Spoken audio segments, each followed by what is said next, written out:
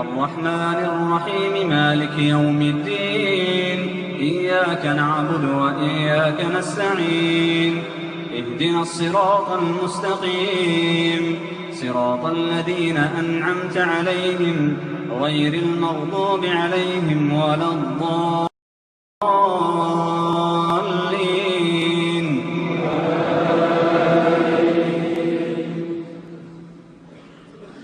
وما أصابكم يوم التقى الجمعان فبإذن الله وليعلم الذين نافقوا وقيل لهم تعالوا قاتلوا في سبيل الله أو ادفعوا قالوا لو نعلم قتالا لاتبعناكم هم للكفر يومئذ أقرب منهم للإيمان يقولون بأفواههم ما ليس في قلوبهم والله أعلم بما يكتمون الذين قالوا لإخوانهم وقعدوا لو أطاعونا ما قتلوا قل فادرءوا عن أنفسكم الموت إن كنتم صادقين ولا تحسبن الذين قتلوا في سبيل الله أمواتا بل أحياء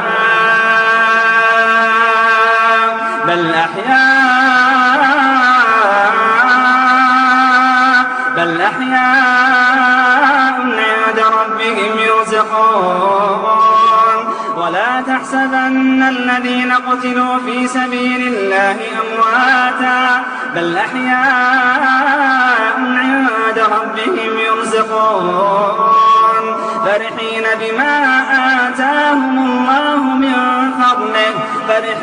بما آتاهم الله من فضله ويستبشرون بالذين لم يلحقوا بهم من خلفهم ألا خوف عليهم ولا هم يحزنون يستبشرون بنعمة من الله وفضل وأن الله لا يضيع أجر المؤمنين الذين استجابوا لله والرسول من بعد ما أصابهم القرح للذين أحسنوا منهم واتقوا أجر عظيم الذين قال لهم الناس إن الناس قد جمعوا لكم فاخشوهم فزادهم إيمانا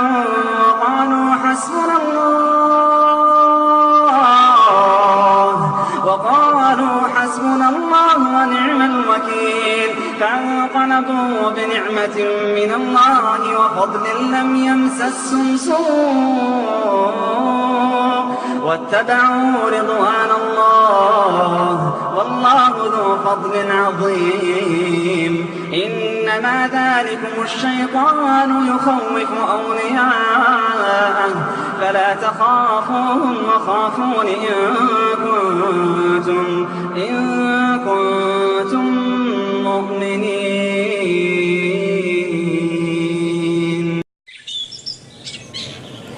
ونحن نعلم أن بقاء الدين على ظهر الأرض أحد أسباب بقاء الحياة.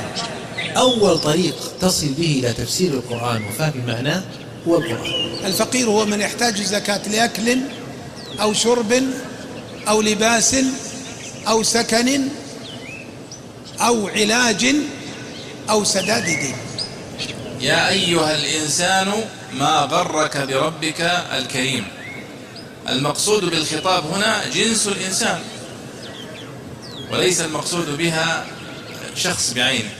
يا أيها الإنسان ما غرك، فهو يقول هنا خطاب الجمع بلفظ الواحد.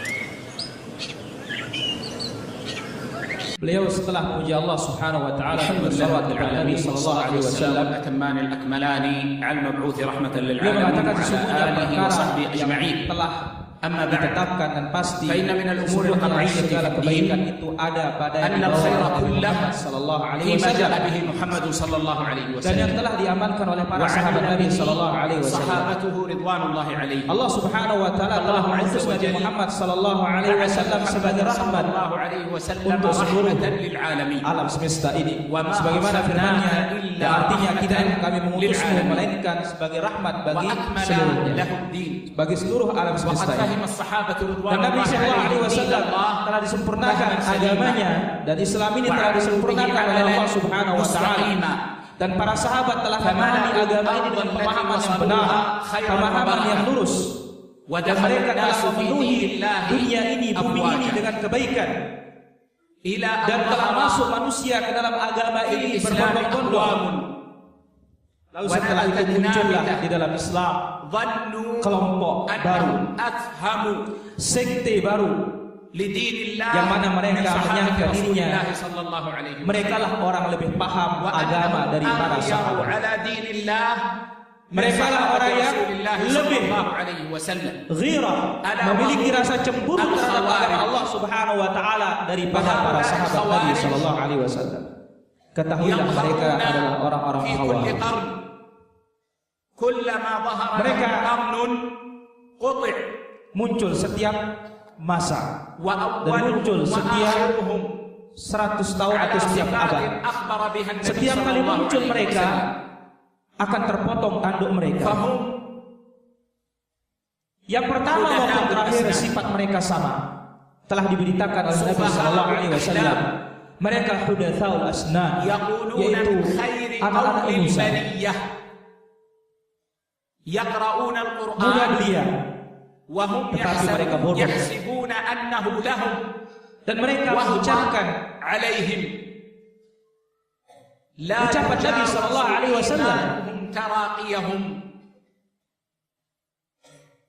membawakan ucapan ahlul Islam yang terbaik yang datang dari Allah Subhanahu wa taala. Mereka membaca Al-Qur'an tetapi yukaffiruna kull man khalafahum, iman mereka tidak sampai ke tenggorokan mereka.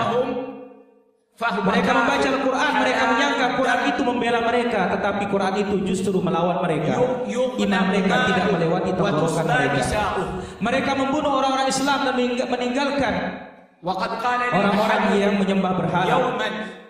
Dan mereka mengkafirkan seluruh yang menyelisih mereka. Yang menyelisih mereka dianggap kafir, halal darahnya, hartanya halal untuk diambil sebagai harta rampasan. Dan istri-istri mereka, wanita-wanita kaum muslimin dijadikan sebagai tawanan dan budak oleh mereka. Salah satu di antara mereka berkata di musim haji, 3 juta orang berhaji, satu pun di antara mereka yang tidak mengenal Allah Subhanahu wa taala. Mereka mengkafirkan hamba-hamba Allah Subhanahu wa taala. Khawarij pertama kali mengkafirkan Ali radhiyallahu anhu. Kenapa dikatakan Ali radhiyallahu anhu kafir? Karena Ali radhiyallahu anhu berperang, tetapi waktu berperang kok tidak mengambil harta rampasan. Kemudian kenapa tidak menawan para wanita-wanita? Inilah pemikiran mereka. Nah, sama dengan apa yang ada pada Daesh. Daesh ini dikatakan ISIS, ya, daulah Iran, Syam, ini termasuk Khawarij. Sifat-sifat mereka persis dengan sifat Khawarij. Dan di dalam mereka ada sifat-sifat Khawarij. Yang mana mereka menyibukkan diri dengan menghalalkan, mereka menyibukkan diri dari jihad kepada Allah Subhanahu wa taala. Jauh dari jihad kepada Allah Subhanahu wa taala. Mereka membolehkan segala-galanya. Jauh dari jihad yang disyariatkan oleh Allah Subhanahu wa taala. Pedang-pedang mereka, senjata-senjata mereka terhunus terhadap Ahlus Sunnah wal Jamaah. Kenapa? Karena Ahlus Sunnah kaum muslimin dianggap oleh mereka murtad dan orang-orang munafik. Sehingga orang-orang Yahudi dan Nasrani lebih mulia daripada orang-orang berjamaah di dalam pandangan mereka. Yang kemarin di pekan pertama dan Jumat pertama, ketika Palestina dibombardir, Gaza dibombardir oleh orang Yahudi dan membunuh kaum muslimin. Mereka berada di Irak dan mereka berada di Syam. Apakah mereka berangkat ke Palestina untuk menghancurkan orang-orang Yahudi dan orang-orang Yahudi bersama kaum muslimin di Palestina? Tidak. Justru mereka datang membatas Arab Saudi, yang mana mereka mengetahui bahwasanya tentara Arab Saudi yang berjaga di perbatasan di kapal batas kalau hari Jumat dan di saat Jumatan, para tentara yang ada di Arab Saudi melaksanakan sholat Jumat. Di saat itulah mereka masuk ke perbatasan Saudi dan beberapa mobil mereka rusak, tetapi Allah Subhanahu wa taala menghinakan mereka dan menghancurkan mereka. Akhirnya mereka tidak bisa masuk ke negara Arab Saudi. Dan Ahlus Sunnah di Yaman lihat, mereka berjihad melawan orang-orang Houthiyun, orang-orang Rafidah. Sementara Al-Qaeda ada di Yaman. Apakah tergerak hati mereka untuk melindungi dan membantu Ahlus Sunnah wal Jamaah? Jawabannya tidak. Orang-orang yang berada di barisan Al-Qaeda justru tertawa dan menertawakan Ahli Sunnah yang ada di Yaman. Mereka hakikatnya telah menyelisih para ulama. Maka kita sebagai Ahli Sunnah tetaplah bersama para ulama.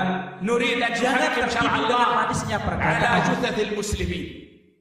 Kenapa? Dalam disebutkan dalam hadits Nabi sallallahu alaihi wasallam, mereka pintar dalam berbicara tetapi tidak bisa membunuh dalam berbuat. الذي لا Mereka إله mengatakan إلا هو kita ingin والله الذي لا إله إلا menegakkan هو hukum Allah. Mereka ingin menegakkan syariat Allah. Mereka ingin menegakkan ولا khilafah. يجوز لمسلم أن يدعو لهم إلا Mereka بالهداية telah menyelisihi apa yang datang dari Allah ولا Subhanahu wa يجوز taala. لمسلم في Demi أي Allah, أرض tidak ada كان yang أن berhak diibadahi يبايعه. kecuali Dia. Beliau bersumpah sampai 3 kali. والوصية يا إخوة Tidak boleh احمدوا untuk الله kita على ما berbuat أنتم عليه Tidak boleh untuk kita membantu mereka. Tidak boleh kita mendukung mereka. Tidak boleh kita mendoakan kebaikan bagi mereka kecuali mendoakan mereka mendapatkan hidayah dari Allah Subhanahu wa taala. Tidak boleh seorang muslim untuk berbaiat kepada mereka. وأنتم في خير Dan wasiat kami Insyaallah adalah azza pujilah wa Allah Subhanahu wa taala atas nikmat yang Allah Subhanahu wa taala berikan kalian, yang Allah Subhanahu wa taala berikan antum semua, yaitu konsisten di atas sunnah Nabi sallallahu alaihi wasallam.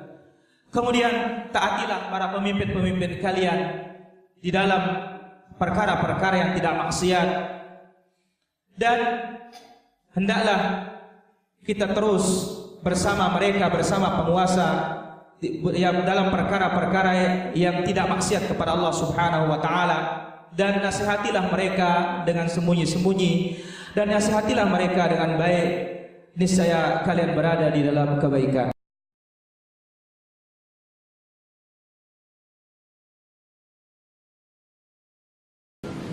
We are a country that has no ambitions beyond its borders.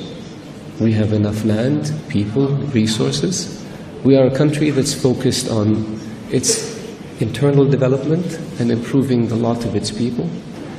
We are a country that is seeking security, peace and stability in our area and by extension the world.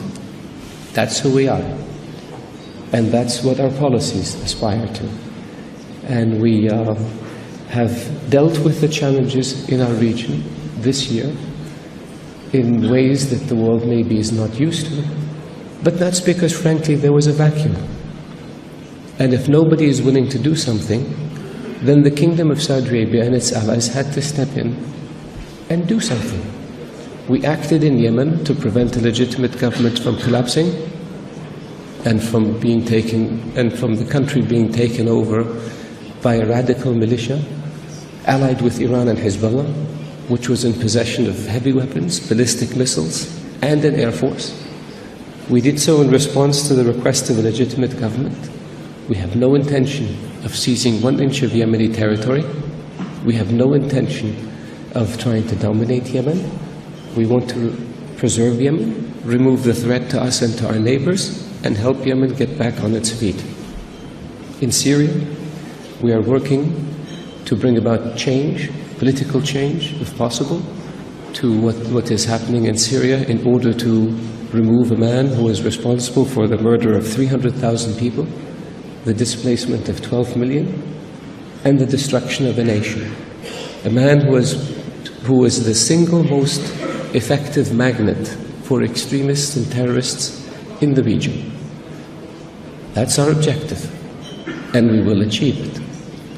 We're trying to work with other countries in the region, whether it's Egypt, whether it's Iraq, whether it's Sudan, whether it's countries in the Maghreb, to try to help them deal with their economic issues as well as deal with extremism and terrorism. And we will succeed. Again, I have no doubt. We don't have an ideology that we're wedded to. We have pragmatism that we adhere to and that we pursue our policies by.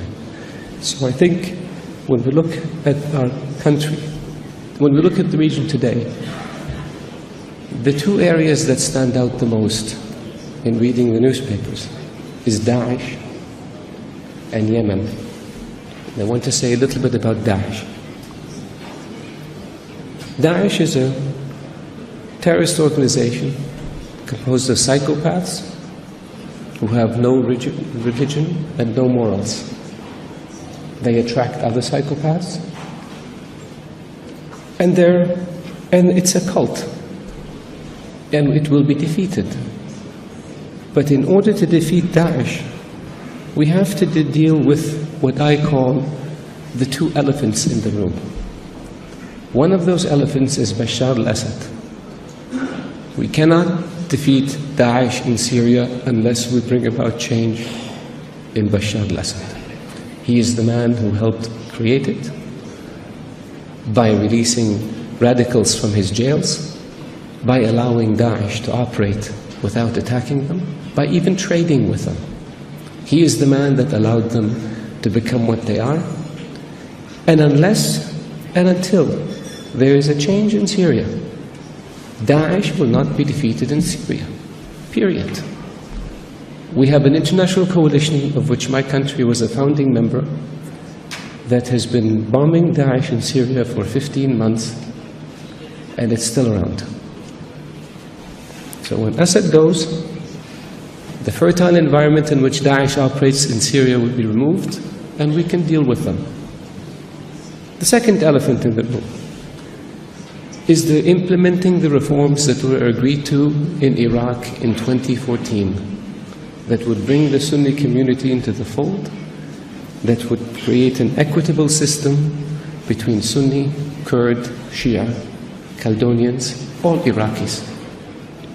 That also will pull the rug out from under Daesh in Iraq and allow the country and its allies to defeat it. Everything else we do is putting scotch tape on an open wound. We've got to deal with the source of it. Those are the two main sources. Yemen, I'm more optimistic about, because the legitimate government of Yemen is now in control of 3/4 of the country. The humanitarian assistance in the areas that are controlled by the government is flowing effectively. The humanitarian suffering that exists in the Houthi Saleh-controlled areas is as a consequence of the Houthis in Saleh hijacking their people and starving them and laying siege on their towns in order to score political gains. But that too will come to an end. It takes time. We will not stop until the job is finished. And our objective for Yemen is a new Yemen, a stable Yemen, a united Yemen, a Yemen that will be open to reconstruction and development, that will then result in a prosperous Yemen that will be a good neighbor to us. And so this is, with this, I think I've said enough, so maybe I'll stop here and take some questions. Thank you.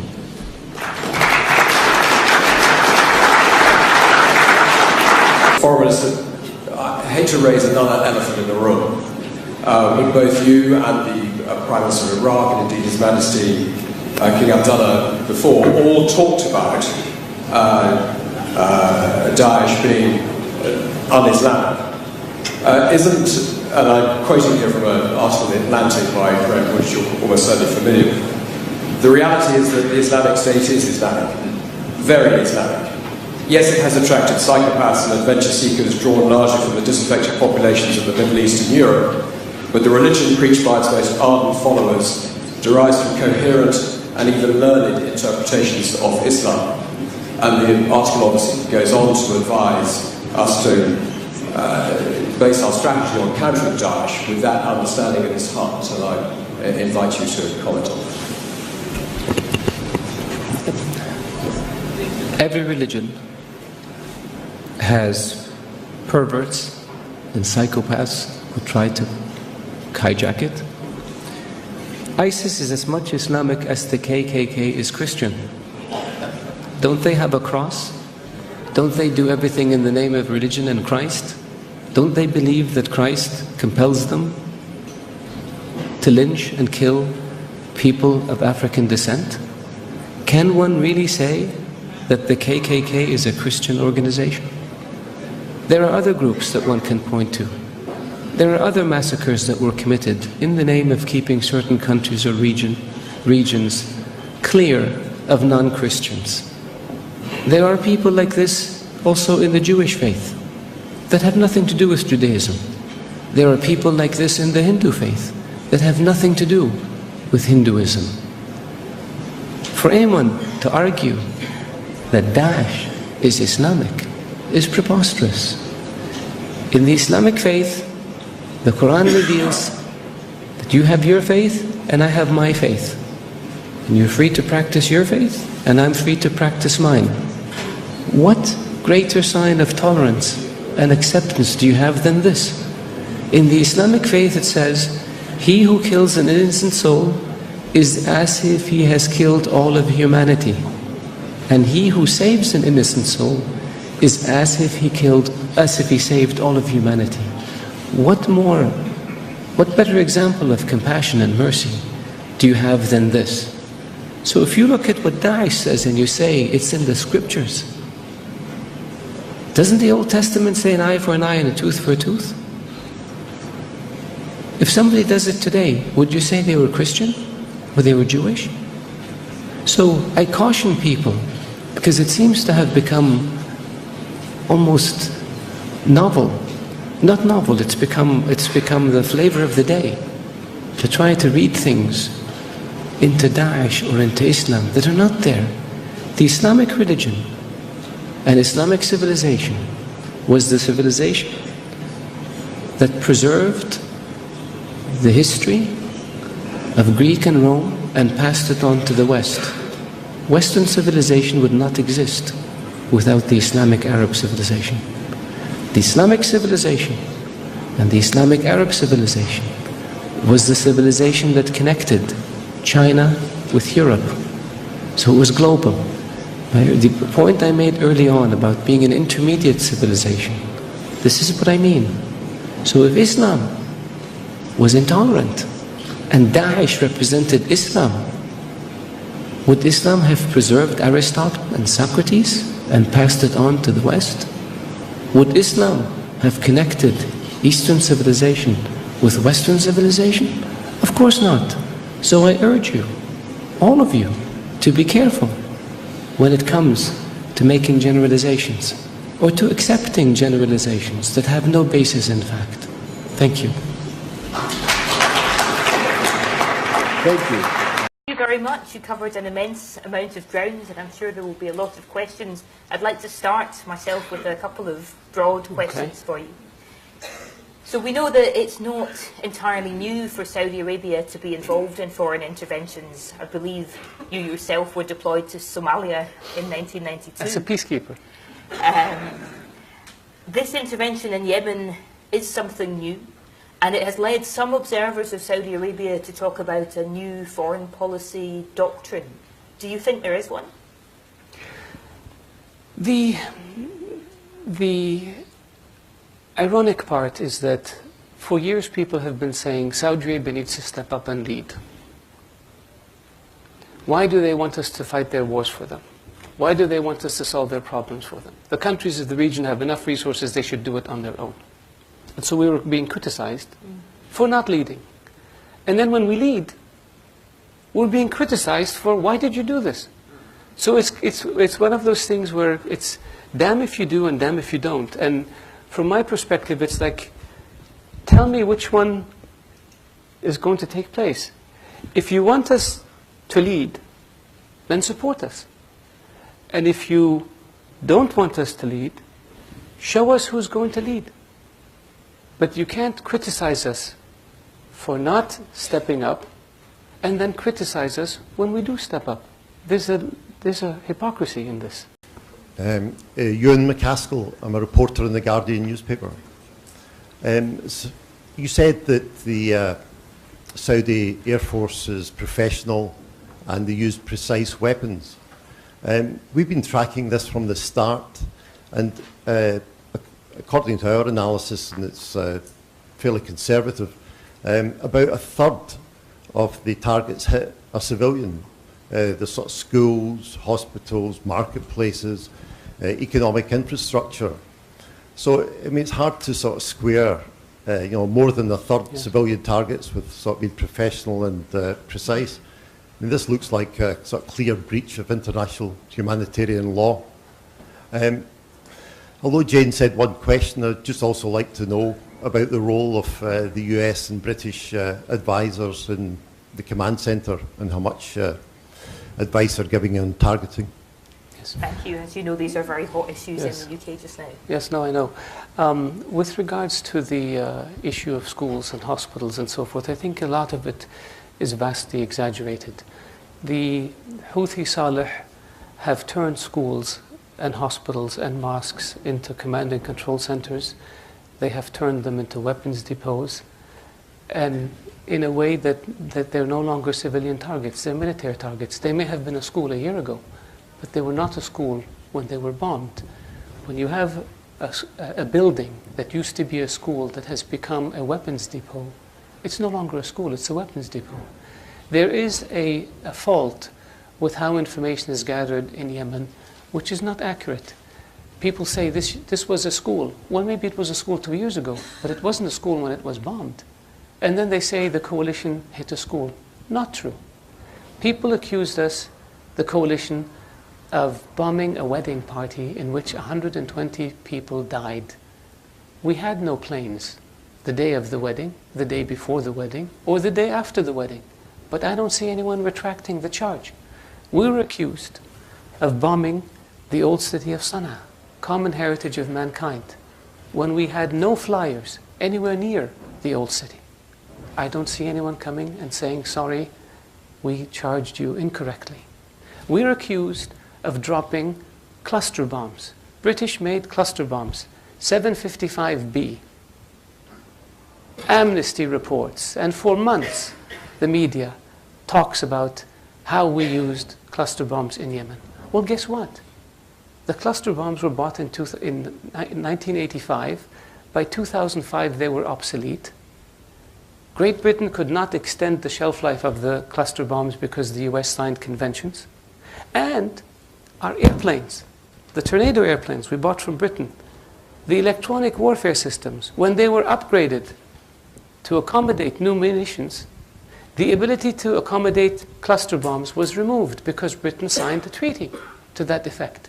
So if you have a bomb that's a dud, and you have a platform, the airplane, that can't use the bomb, how can we have dropped it? Where's the logic? Okay, there's a bomb in Yemen that didn't explode, so we're investigating to see how it got there. But people jump to conclusions when it comes to Saudi Arabia and the coalition. And then things get exaggerated and gets repeated, and it becomes a fact. And nobody takes a step back and says, wait a minute.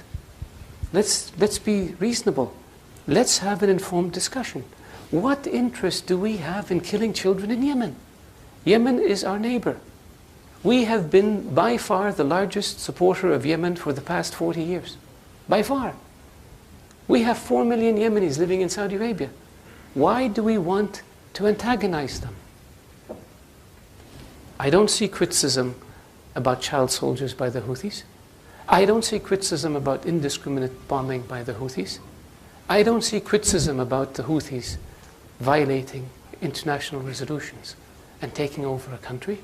I don't see criticism of the Houthis lobbing ballistic missiles at Saudi Arabia.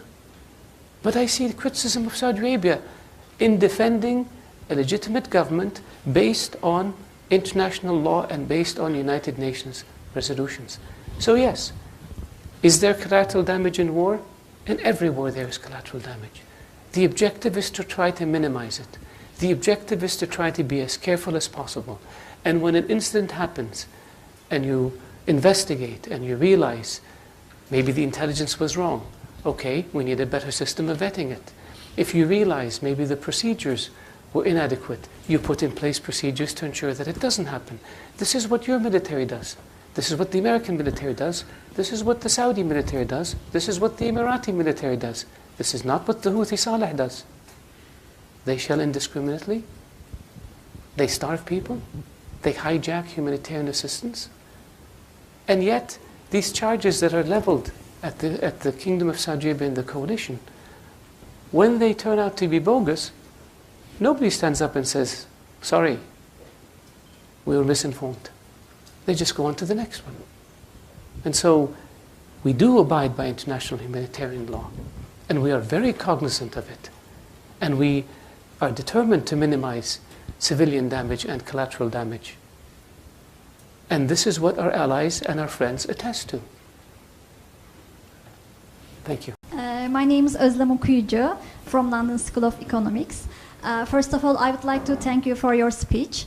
I'd like to ask a question about the crisis in Syria. I'm from Turkey, and as everybody knows, Turkey is hosting nearly 2,500,000 Syrian refugees. And some Turkish people are criticizing Saudi Arabia on the grounds that Saudi Arabia isn't accepting refugees and it isn't doing enough for refugees as a rich country. And as you said, there is a responsibility. You said that Saudi Arabia has a responsibility in terms of it's the center for Islam. So some Turkish people are also saying this. It's an Islamic country, so why isn't it doing enough for Syrian refugees? So I'd like to ask about this issue. I'd like you to elaborate on Saudi Arabia's refugee policy. Okay. Thanks. Thank you. I'll ask you to take that directly. Yes, thank you. I think we could have done a better job explaining what we've done with Syrian refugees. Saudi Arabia has issued more than 2.5 million visas to Syrian refugees since the crisis began. We put out a statement. Nobody noticed it. 2.5 million came to Saudi Arabia. I think 600,000 or 700,000 still remain in Saudi Arabia. Not one of them lives in a refugee camp.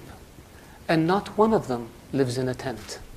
Because the custodian of the two holy mosques ordered that all Syrians who come to Saudi Arabia be provided residency permits so they can send their kids to school, so they can have access to medical care, and they can have access to social security, and they can get a job. We don't have one Syrian. Of all the Syrians who came to Saudi Arabia, 2.4 million, not one of them lives in a tent. And the same thing we did with Yemenis. Since the war in Yemen began, almost 1 million Yemenis came to Saudi Arabia as refugees.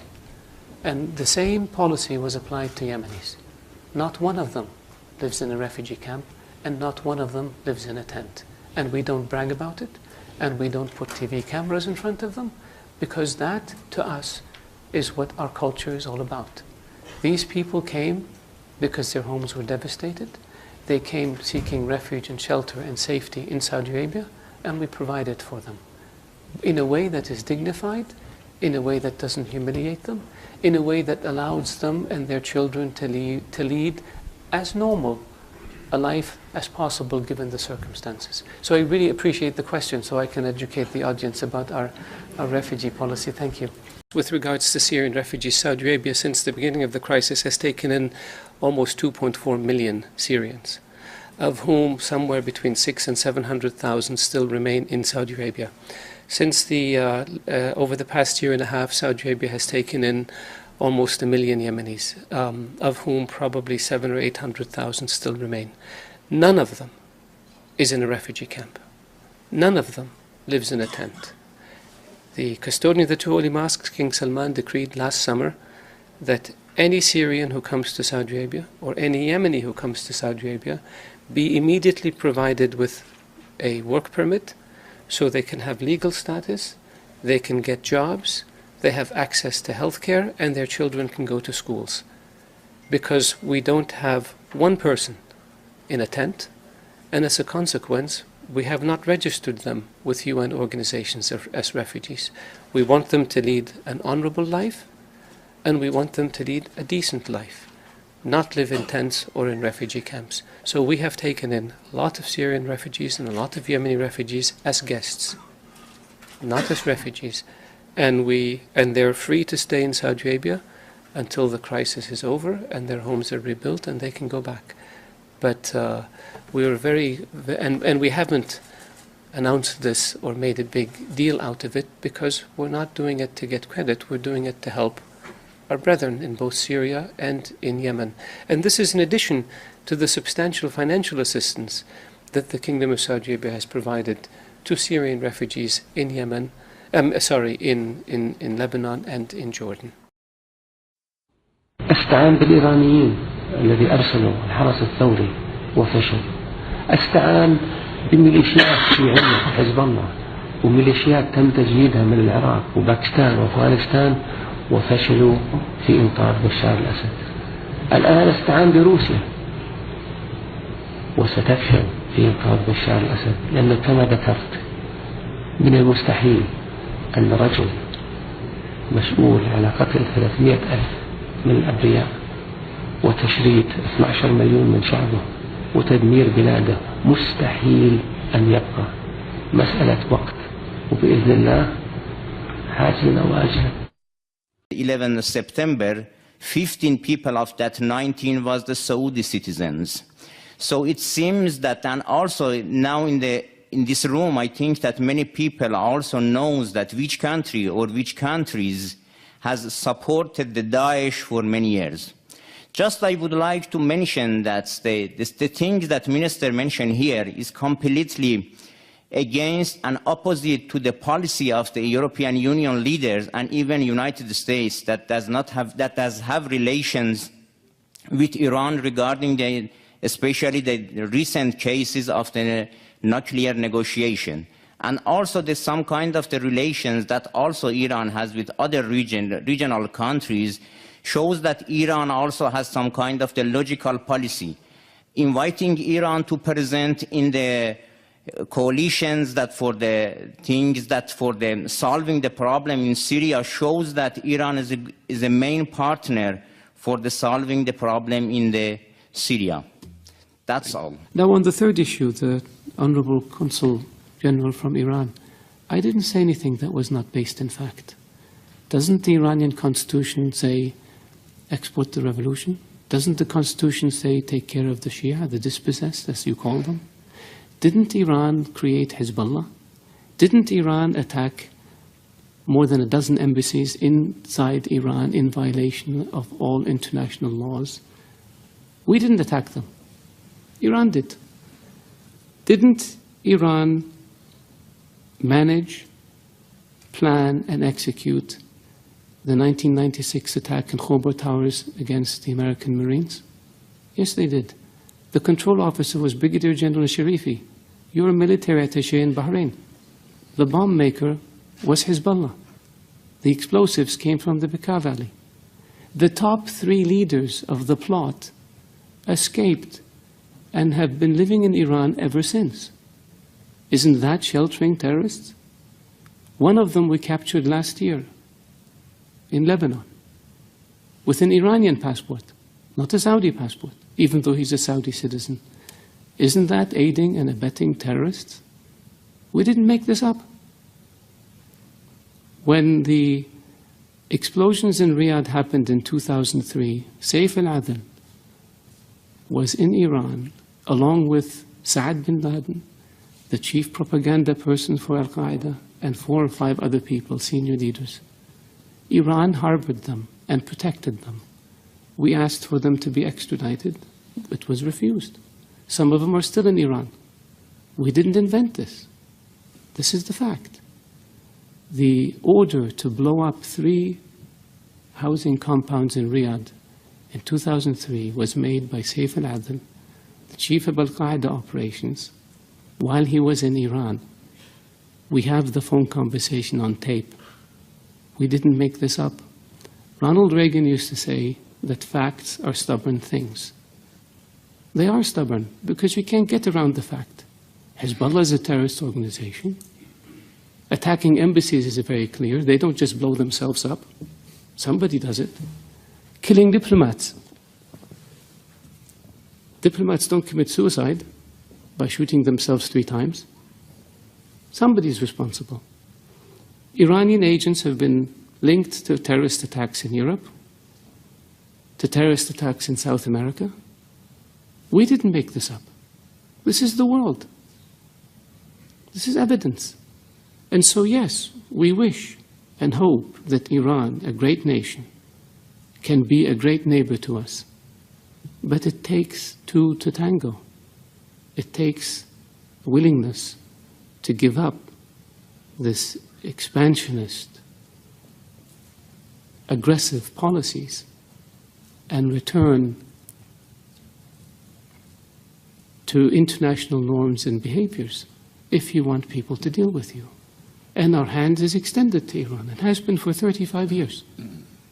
But what we get in return are diplomats killed, embassies blown up, terrorists. We have Iranian agents captured in Saudi Arabia. for plotting terrorist attacks. We stopped 4 shipments of weapons that Iran was trying to smuggle to the Houthis in Yemen. We have explosives that Iran tried to smuggle into Saudi Arabia, Bahrain, Kuwait. This is not fiction. And this is not child's play. This is aggressive behavior. This is unacceptable behavior. This is behavior that violates all norms of international behavior and international law. That's why Iran is designated as a state sponsor of terrorism, and that's why Iran is sanctioned for its support of terrorism, not by us, by the international community. So could it be that the whole world is wrong and Iran is right? Could it be that maybe international law that says peaceful relations and non-interference in the affairs of others is wrong, and Iran's approach of aggressively pursuing your objective, irrespective of how you do it, is correct? I don't think so.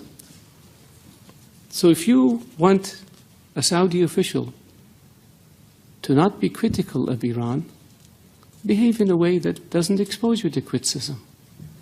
And so far, your history has been one of death and destruction, disregard for international law, and disregard for principles that have existed since the advent of nations, which is good neighborliness and non-interference in the affairs of others.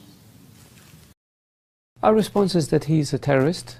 He is as much of a religious scholar as Osama bin Laden was.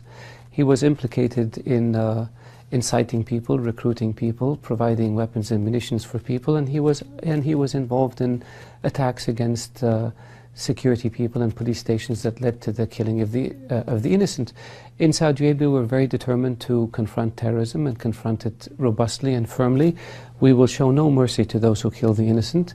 The individual, along with the other 46 individuals, had their due process. They went through the courts have appealed, it was reviewed by the Supreme Court.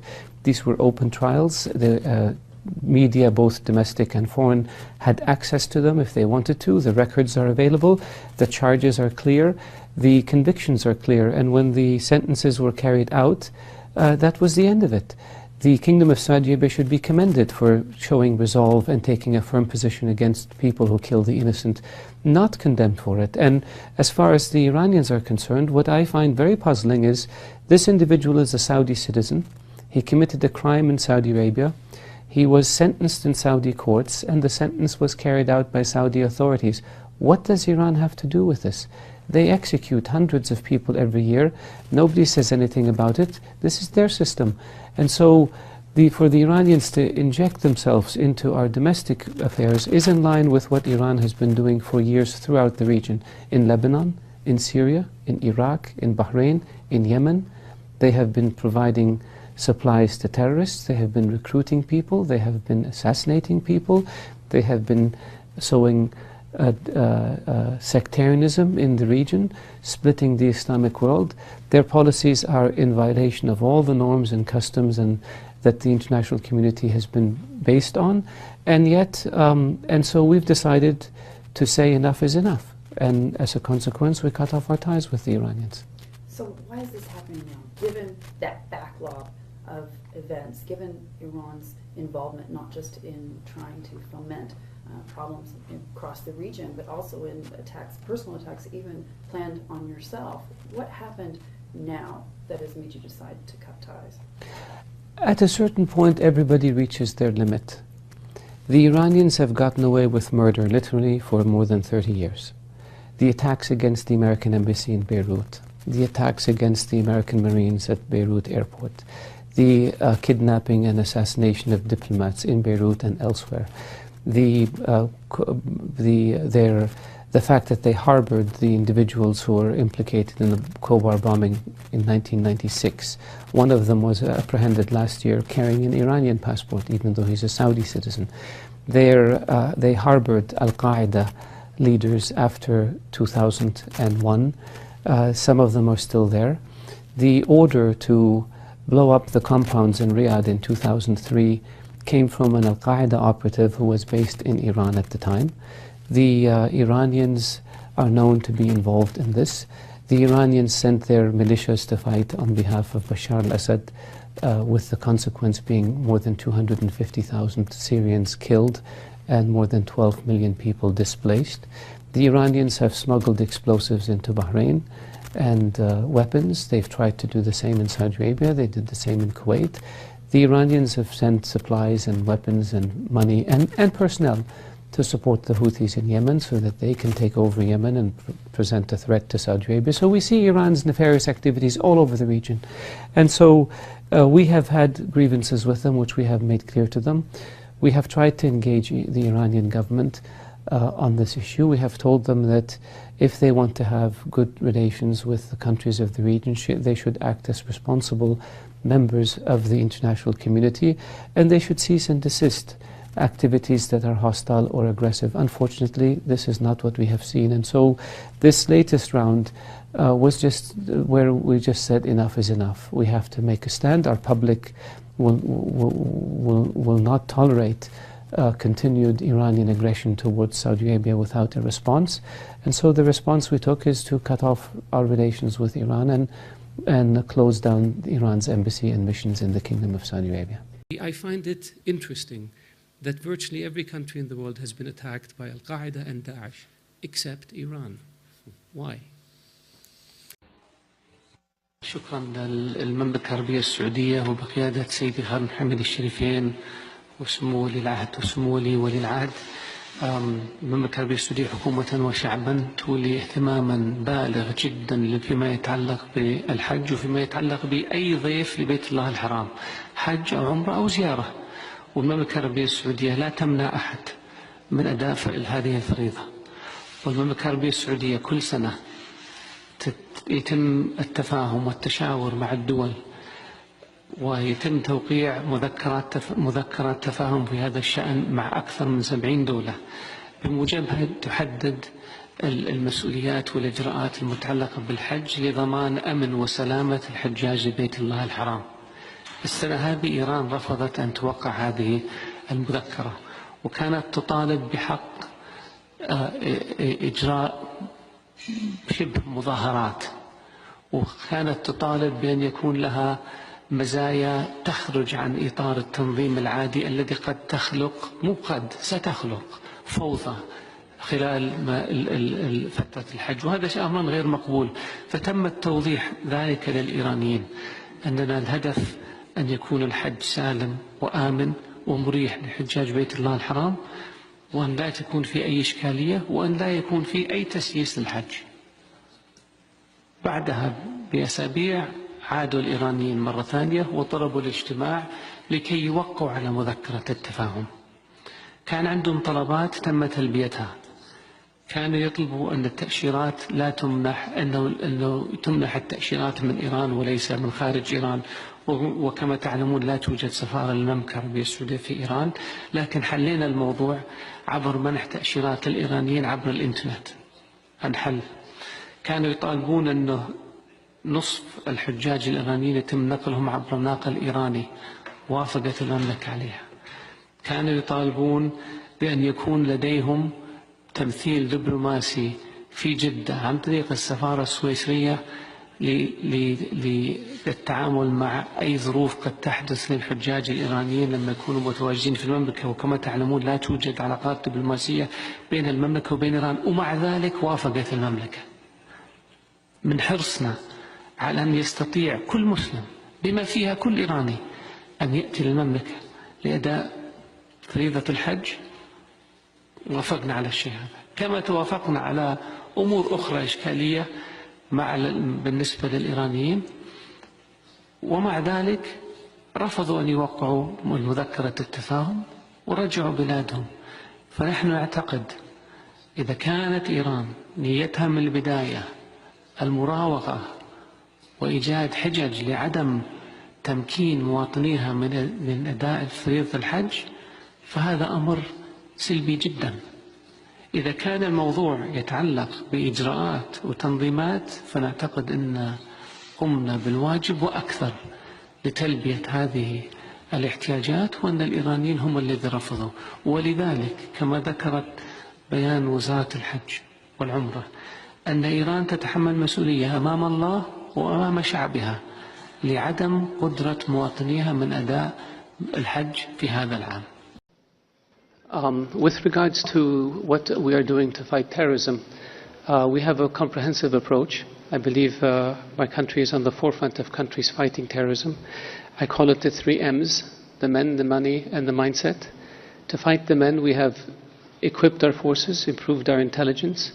We have been vigilant in going after terrorists, killing and capture them. We have improved our intelligence capabilities, beefed up our infrastructure protection, and we have turned a situation where we were on defense to one where we are on offense. We have stopped over 100 potential attacks against Saudi Arabia because of this.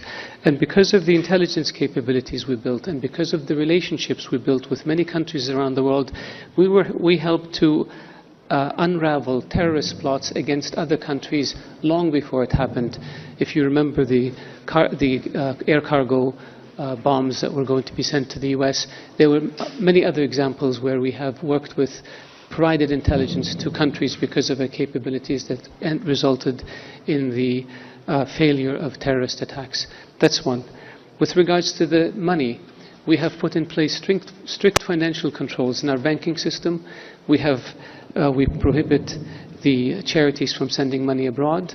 We have better oversight of cash coming in and out of the country. We have laws that criminalize the funding of terrorism in Saudi Arabia. We have laws that criminalize any of our citizens going to areas of combat to join that combat. And we have now have a much better handle on finances and any finances that go to terrorists. We have jailed, we have charged, and we have convicted people because of their financing of terrorism and extremism. And so here also we believe we are on the forefront of countries that are working to stop the flow of cash to terrorists or extremists. The 3rd M is the mindset, and that's a more comprehensive approach where we try to take on the mindset of extremism. And here this includes education, it includes the mosques, it includes the information and media, it includes a public dialogue, it includes rehabilitation programs, it includes documentaries, it includes establishing a global center for combating extremism. It includes working with other countries to identify where how this extremist mindset emerges and how one can best combat it. And I believe we have one of the top programs in the world for doing so, and we have provided assistance to many countries in this area.